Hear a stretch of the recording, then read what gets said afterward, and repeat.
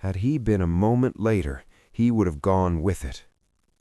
For a while, there was only wind, snow, and the ragged sound of survivors gathering in the dark.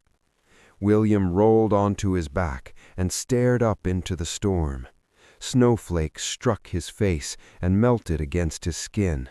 His whole body trembled, though he no longer knew whether from cold, pain, or shock.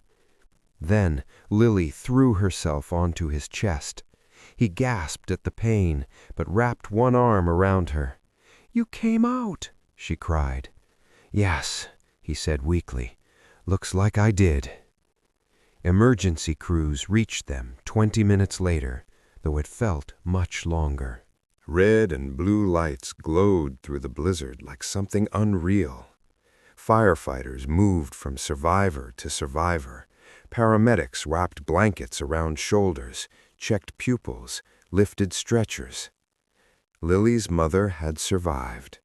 She regained consciousness in another carriage and was taken to an ambulance with a concussion and broken wrist. When she learned her daughter was alive, she began sobbing with relief so intensely that the paramedic beside her had to sit her down in the snow. Before William was loaded into his own ambulance, Lily's mother found him. She was pale, shaking, and had dried blood in her hair.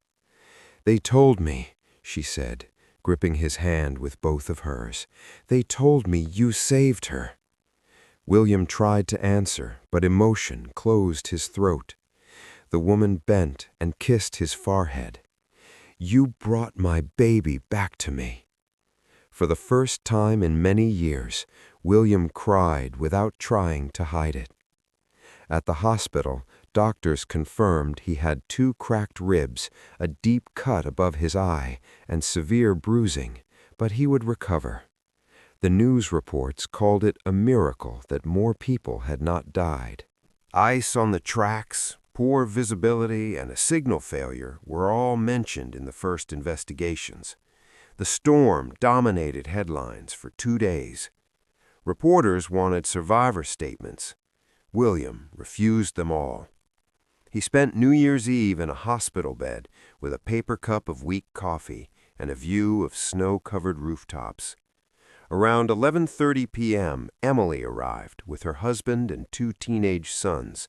She rushed into the room with tears already falling and hugged him so carefully it broke his heart. "You scared 10 years off my life," she said. He laughed, then winced. Later,